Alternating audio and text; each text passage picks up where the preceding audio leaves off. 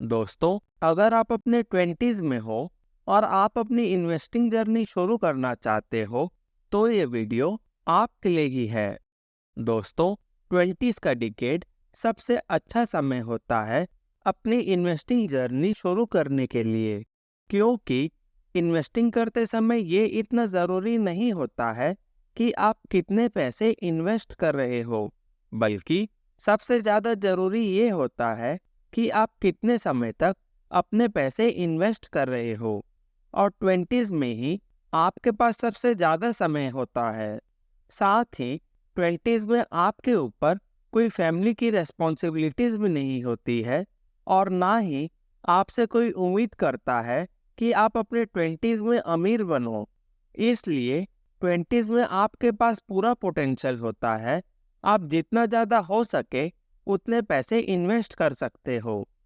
चलिए, अब एक सिंपल एग्जाम्पल से ये समझते हैं कि कैसे आप थोड़े से पैसे लंबे समय के लिए इन्वेस्ट करके अपने लिए कितनी वेल्थ बना सकते हो। मान लीजिए 3 दोस्त हैं जिनका नाम हर्ष, आकाश और अमित है। तीनों ही 20 साल के हैं। तीनों को एक बहुत अच्छी कंपनी में जॉब मिल जाती है और तीनों 60 साल की उम्र में रिटायर होना चाहते हैं। हर्ष बहुत ही कम उम्र से पर्सनल फाइनेंस के बारे में पढ़ने और सीखने लग गया था और उसे पे योरसेल्फ फर्स्ट का कॉन्सेप्ट भी पता था। इसलिए उसने अपनी पहली सैलरी मिलते ही उसे खर्च करने के बजाय 5,000 रुपये की एसआईपी इंडेक्स फंड में अगले 40 सालों के लिए अपने फ्यूचर गोल्स और रिटायरमेंट के लिए स्टार्ट कर देता है। दूसरी तरफ आकाश 20s में अपनी पूरी सैलरी एंजॉय कर रहा था। फाइनली जब वो 30 साल का हुआ और जब उसकी शादी हुई, तब जाकर उसे लगने लगा कि अब उसे भी इन्वेस्टमेंट शुरू करना चाहिए।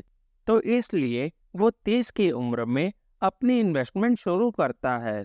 अब क्योंकि उसे पता है कि वो लेट शुरुआत कर रहा है, तो वो हर्ष के मुकाबले डबल पैसे यानी कि 10,000 रुपये की एसआईपी इंडेक्स फंड में अगले 30 सालों के लिए स्टार्ट कर देता है।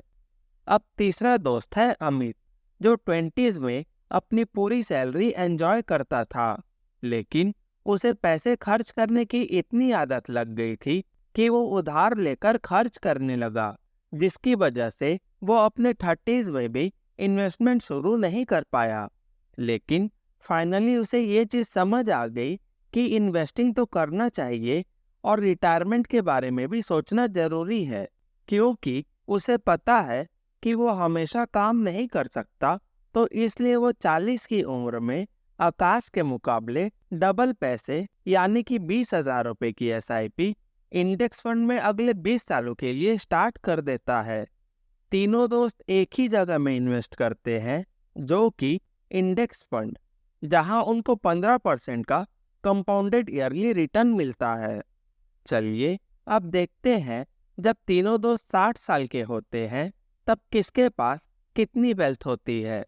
सबसे पहला अमित, जिसने सबसे लेट शुरुआत की थी।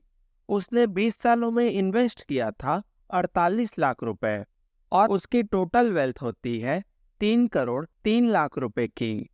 और आकाश, जिसने 30 सालों में इन्वेस्ट किया था 36 लाख रुपए और उसकी टोटल वेल्थ होती है 7 करोड़ रुपए की।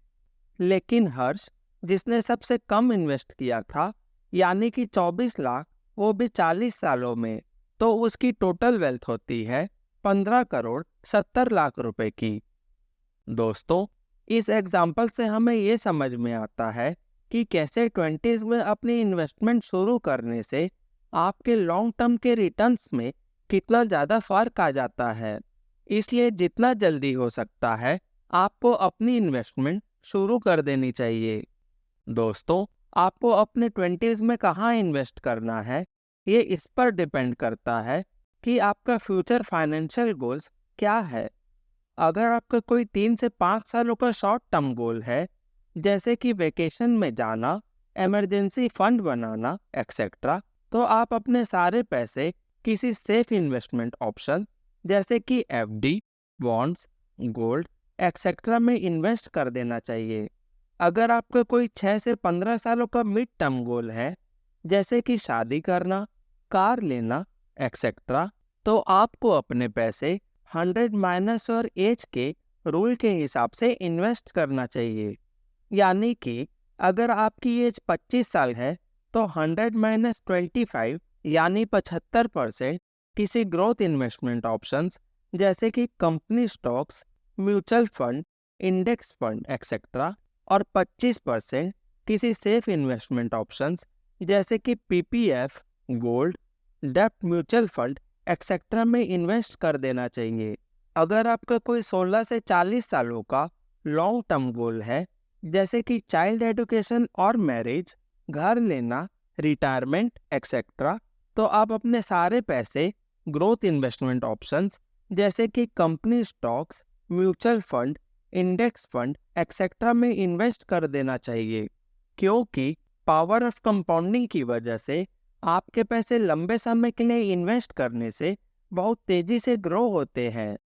20s में अपनी इन्वेस्टमेंट शुरू करने से पहले आपको 2 तरह के इंश्योरेंस लेना बहुत ज़रूरी है। पहला है आपके और आपके फैमिली के लिए हेल्थ इंश्योरेंस। दूसरा है आपके लिए लाइफ इंश्योरेंस, क्योंकि हम सब की लाइफ बहुत ही अनप्रिडिक्टेबल होती है, जिसके लिए हम कोई प्लान नहीं कर सकते हैं, और ये हेल्थ इंश्योरेंस हमें इन सारी चीज़ों से प्रोटेक्शन देता है। साथ ही आपको ये भी ध्यान रखना चाहिए कि आप कम से कम या कोई भी लोन ना लें, क्योंकि हम जब कभी भी लोन लेते हैं तो हम उस लोन की वजह से फंस जाते हैं, जिसकी वजह से हम कभी भी अपनी इन्वेस्टमेंट शुरू ही नहीं कर पाते हैं। अगर आपके ऊपर किसी भी तरह का लोन है तो आप पहले उस लोन को चुकाएं, फिर अपनी इन्वेस्टमेंट जर्नी स्टार्ट करिए। दोस्तों, अब तक आपको ये तो पता चल गया कि 20s में अपनी इन्वेस्टमेंट शुरू करने के क्या क्या फ़ायदे हैं।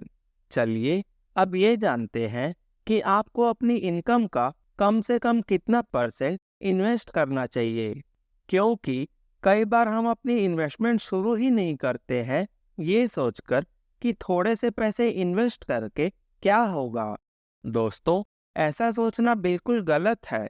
आपको कम से कम हर महीने अपनी इनकम का 20% अपने फ्यूचर गोल्स और रिटायरमेंट के लिए इन्वेस्ट करना ही चाहिए। साथ ही 20s में आपको अपने ऊपर भी इन्वेस्ट करना ज़रूरी होता है, जिसके लिए आपको अपनी फील्ड में नए नए स्किल्स और नॉलेज एक्वायर करते रहना चाहिए, जिसकी वजह से समय के साथ आपकी इनकम भी बढ़ते जाएगी और आप और ज़्यादा पैसे इन्वेस्ट कर पाओगे। दोस्तों, अगर आपको इस वीडियो से कुछ सीखने को मिला है तो वीडियो को लाइक एंड शेयर करें, और अगर आप इस तरह की वीडियो और देखना चाहते हो तो चैनल को अभी सब्सक्राइब करें। थैंक यू दोस्तों, मिलते हैं आपसे हमारी अगली वीडियो में। Keep learning.